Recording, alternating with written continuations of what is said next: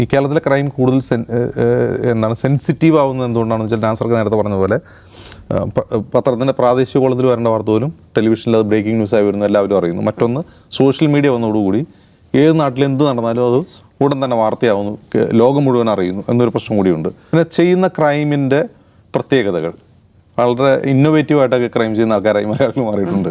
കഷായത്തിൽ വിഷം കലർത്തി കാമുകനെ കൊല്ലുക തുടങ്ങിയ കലാപരിപാടികളൊക്കെയാണ് കേരളത്തിൽ നടക്കുന്നത്.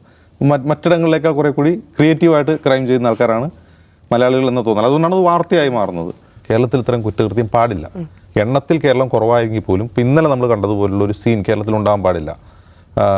അല്ലെങ്കിൽ കേരളത്തിൽ ഇപ്പോൾ സംഭവിച്ചുകൊണ്ടിരുന്ന കുറ്റകൃത്യങ്ങൾ എണ്ണം കുറവായിരിക്കാം, അത് വരാൻ പാടില്ല എന്ന തോന്നലുകൊണ്ടാണല്ലോ നമ്മളിതിപ്പോൾ ചർച്ച ചെയ്യുന്നത് തന്നെ. അപ്പോൾ കേരളത്തിൽ എണ്ണം കുറവാണ്, കേരളത്തിൽ കുറ്റകൃത്യം കുറവാണ് എന്ന് പറഞ്ഞുകൊണ്ട് തന്നെ വേറൊരു കാര്യം പറയട്ടെ. ഇന്നലത്തെ സംഭവം തന്നെ എടുക്കുക. അതിലെ പ്രതിയായ ഋതു ജെയിൻ എന്ന് പറയുന്ന വ്യക്തി ഒരു ഹാബിച്വൽ ഒഫൻഡറാണ്. 3 കേസ് അയാൾക്കെതിരെ ഓൾറെഡി ഉണ്ട്. അയാൾ മയക്കുമരുന്ന് ഉപയോഗിക്കുന്ന ആളാണ് എന്ന് പോലീസ് കൺഫേം ചെയ്തിട്ടുണ്ട്. മറ്റൊന്ന് അയാൾക്ക് മാനസികാരോഗ്യനില തകരാറിലാണ്, അയാൾ അതിന് ചികിത്സ നേടിയിട്ടുള്ള ആളാണ് കുറേ വർഷങ്ങളായിട്ട് എന്നും പറയുന്നു. അപ്പോൾ ഒരു കാട്ടാന നാട്ടിലിറങ്ങി പ്രശ്നം ഉണ്ടാക്കി, വനംവകുപ്പ് എന്താ ചെയ്യുക? അതിന് റേഡിയോ കോളർ ഘടിപ്പിക്കും, അതിൻ്റെ നീക്കം വാച്ച് ചെയ്യും, അരിക്കൊമ്പനെയൊക്കെ വാച്ച് ചെയ്തതുപോലെ വാച്ച് ചെയ്യും. അതെന്തുകൊണ്ടാണ്? അത് നാട്ടുകാരെ ഉപദ്രവിക്കാതിരിക്കാൻ വേണ്ടിയാണ്. അപ്പോൾ മാനസിക രോഗിയായ 2-3 കേസുള്ള നിരന്തരം മയക്കുമരുന്ന് ഉപയോഗിക്കുന്ന ഒരാൾ മാനസിക രോഗിയാണെന്ന സർട്ടിഫിക്കറ്റ് വെച്ച് അയാൾ ജയിലിൽ നിന്ന് പുറത്തിറങ്ങി വരുവാണെന്നാണ് അയൽവാസികൾ പറയുന്നത്. അയാളെ ട്രാക്ക് ചെയ്യാനോ അയാളെ കൊണ്ട് സമൂഹത്തിന് ഉപദ്രവം ഉണ്ടാവാതിരിക്കാനോ പോലീസ് എന്ത് ചെയ്തു എന്നൊരു ക്വസ്റ്റ്യൻ ഉണ്ട്. അതാണ് ഇതിലെ ഉന്നയിക്കേണ്ട ഏറ്റവും പ്രധാനപ്പെട്ട ക്വസ്റ്റ്യൻ. ഇത് നിസ്സാര കാര്യത്തിനാണ് ഈ 3 പേരെ അയാൾ തല്ലിക്കൊന്നത്. നിസ്സാര കാര്യം എന്ന് വെച്ചാൽ എന്തോ നായ വളർത്തുന്നതുമായി ബന്ധപ്പെട്ട തർക്കം, അയൽവാസി ഉണ്ടായിരുന്ന തർക്കമാണ്. ഇയാളൊരു ഷോക്ക് അബ്സർ എടുത്തുകൊണ്ട് പോകുന്നു, 2 കത്തിയായിട്ട് പോകുന്നു, ഈ 4 പേരെ ആക്രമിക്കുന്നു, 3 പേര് മരിക്കുന്നു, ഒരാൾ ഗുരുതരാവസ്ഥയിലാണ്. അപ്പോൾ ഇതിന് ഒന്നാമത്തെ ഉത്തരവാദിയാരാണ്? ഒന്നാമത്തെ ഉത്തരവാദി പോലീസാണ്. കാരണം ഇങ്ങനൊരു കുറ്റവാളി സമൂഹത്തിൽ സ്വതന്ത്രനായി വിഹരിക്കുമ്പോൾ ഉണ്ടാകുന്ന പ്രശ്നമുണ്ട്. ആ പ്രശ്നം അയാളെ ട്രാക്ക് ചെയ്യാൻ, അയാൾ കൂടുതൽ കുഴപ്പത്തിൽ ഏർപ്പെടുന്നത് തടയാനോ പോലീസിന് കഴിഞ്ഞില്ല എന്നുള്ളതൊരു പ്രശ്നമാണ്. രണ്ടാമത്തെ കാര്യം, കേരളത്തിലെ ക്രൈം കൂടുതൽ സെൻസിറ്റീവ് ആവുന്നത് എന്തുകൊണ്ടാണെന്ന് വെച്ചാൽ നാസർക്ക് നേരത്തെ പറഞ്ഞതുപോലെ പത്രത്തിൻ്റെ പ്രാദേശിക കോളത്തിൽ വരേണ്ട വാർത്ത പോലും ടെലിവിഷനിൽ അത് ബ്രേക്കിംഗ് ന്യൂസായി വരുന്നു, എല്ലാവരും അറിയുന്നു. മറ്റൊന്ന് സോഷ്യൽ മീഡിയ വന്നതോടുകൂടി ഏത് നാട്ടിൽ എന്ത് നടന്നാലും അത് ഉടൻ തന്നെ വാർത്തയാവുന്നു, ലോകം മുഴുവൻ അറിയുന്നു എന്നൊരു പ്രശ്നം കൂടിയുണ്ട്. കേരളത്തിലെ ഏത് ഗ്രാമത്തിൽ നടക്കുന്ന സംഭവങ്ങളും ഉടൻ തന്നെ ലോകം മുഴുവൻ അറിയുന്നുണ്ട്. അങ്ങനെ അറിയുന്നൊരു സ്ഥലം വേറെ ഉണ്ടാവില്ല. അപ്പോൾ അതുകൊണ്ടാണ് ഇതിങ്ങനെ ക്രൈം കൂടുതലായിട്ട് നമുക്ക് തോന്നുന്നത്. അങ്ങനെ എണ്ണത്തിൽ കൂടുതൽ ഉണ്ടായതുകൊണ്ടല്ല.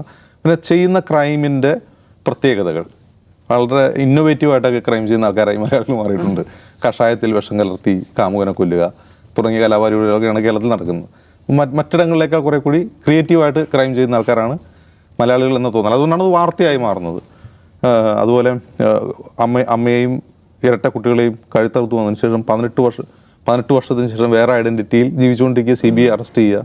അങ്ങനെ ഇപ്പോൾ സുകുമാരക്കുറുപ്പ് പോലത്തെ ആളുകൾ അങ്ങനെ വളരെ രസകരമല്ല കൗതുകം ഉണർത്തുന്ന ക്രൈമൊക്കെ ചെയ്യുന്ന ആൾക്കാരാണ് മലയാളികൾ എന്ന് തോന്നലുകൊണ്ട് കേരളത്തിലെ ക്രൈമിന് സവിശേഷമായ ശ്രദ്ധ കിട്ടുന്നുണ്ട്. മറ്റൊരു കാര്യം, ഈ കോവിഡ് ലോക്ക്ഡൗണിന് ശേഷം ക്രൈം റേറ്റ് കൂടിയിട്ടുണ്ടോ എന്നൊരു ക്വസ്റ്റ്യൻ ഉണ്ട്. പല സംസ്ഥാനങ്ങളിലും ക്രൈം റേറ്റ് കൂടിയിട്ടുണ്ട് ലോക്ക്ഡൗൺ കാലത്തും ലോക്ക്ഡൗണിന് ശേഷവും. ധന്യ സൂചിപ്പിച്ചതുപോലെ ഈ കുട്ടികൾക്കും സ്ത്രീകൾക്കും നേരെ അക്രമം ഏറ്റവും കൂടുന്നത് ലോക്ക്ഡൗൺ കാലത്താണ്. ഡൊമസ്റ്റിക് വയലൻസ്, സ്ത്രീകൾക്കെതിരെയും വീട്ടിൽ തന്നെയാണുള്ള കുഞ്ഞുങ്ങളും അവർക്കെതിരെയുള്ള അക്രമങ്ങൾ വർദ്ധിക്കുന്നതും ഈ ലോക്ക്ഡൗൺ കാലത്താണ്. ഈ അടിയന്തരാവസ്ഥയ്ക്ക് ശേഷം ഈ സമാനമായ പ്രശ്നം അടിയന്തരാവസ്ഥയ്ക്ക് ശേഷം ഉണ്ടായതായിട്ട് പറയപ്പെടുന്നുണ്ട്. അടിയന്തരാവസ്ഥ കാലത്തുണ്ടായിരുന്ന അക്രമം പോലെ തന്നെ അടിയന്തരാവസ്ഥയ്ക്ക് ശേഷം ആളുകൾ ക്രൈം ചെയ്യാൻ തുനിയുന്നു, കൂടുതൽ ക്രൈം റേറ്റ് വരുന്നു എന്ന് പറയുന്നു. ഇപ്പോൾ KG ജോർജ് ഇരകൾ എന്ന് പറയുന്ന സിനിമ എടുത്തത് അടിയന്തരാവസ്ഥയിലുള്ള തൻ്റെ റെസ്പോൺസ് ആണെന്നത് ഭയങ്കര വയലൻ്റ് സിനിമയാണത്. കൊലപാതകങ്ങളൊക്കെ ഉള്ള ഒരു വയലൻ്റ് സിനിമയാണ്. അപ്പോൾ എന്നാൽ ഈ ലോക്ക്ഡൗണിന് ശേഷം ആളുകൾക്ക് ക്രൈം ചെയ്യാനുള്ള ടെൻഡൻസി, വയലൻസ് കൂടുന്നുണ്ടെന്നുള്ളൊരു പഠനം സർക്കാരോ മറ്റേതെങ്കിലും ഏജൻസികളോ നടത്താനായിട്ട് നമുക്കറിയില്ല. ഡ്രഗ് അബ്യൂസ് കൂടിയിട്ടുണ്ട്. കോവിഡ് ലോക്ക്ഡൗണിന് ശേഷം ഡ്രഗ് അബ്യൂസ് കൂടിയുണ്ട്.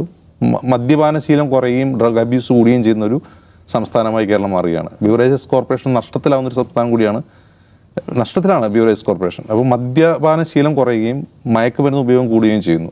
അപ്പോൾ ഇങ്ങനെയുള്ള സോഷ്യൽ ഇൻഡെക്സ് ഇങ്ങനെ പരിശോധിക്കുന്നുണ്ടോ? അതിനെപ്പറ്റി സർക്കാരോ മറ്റ് ഏജൻസികളോ പഠിക്കുന്നുണ്ടെന്നുള്ള ക്വസ്റ്റിന് അങ്ങനെ കാര്യമായിട്ടുള്ള പഠനമൊന്നും നടന്നിട്ടില്ല. ലോക്ക്ഡൗൺ കഴിഞ്ഞു, കോവിഡ് കഴിഞ്ഞു, ഇനിയിപ്പോൾ നമുക്ക് അടുത്ത കോവിഡ് വരുമ്പോൾ നോക്കാം. കോവിഡ് എന്ന് പറയുന്ന ഒരു ആരോഗ്യ പ്രശ്നം മാത്രമായിരുന്നില്ല, ഒരു സാമൂഹിക പ്രശ്നം കൂടിയായിരുന്നു. ആ അർത്ഥത്തിലുള്ള പഠനങ്ങളൊന്നും നടന്നിട്ടില്ല. വീണ്ടും പറയുന്നു, കണക്കിൽ നമ്മൾ പുറയിലാണ്. പക്ഷേ ആ കണക്കിൽ നമ്മൾ ആശ്വസിക്കാൻ പാടില്ല. കാരണം നമ്മളെ താരതമ്യം ചെയ്യുന്നത് മറ്റ് സംസ്ഥാനങ്ങളുമായിട്ടല്ല, യൂറോപ്യൻ രാജ്യങ്ങളുമായിട്ടാണ്. എങ്കിൽ അലാമിംഗ് ആണ് സിറ്റുവേഷൻ.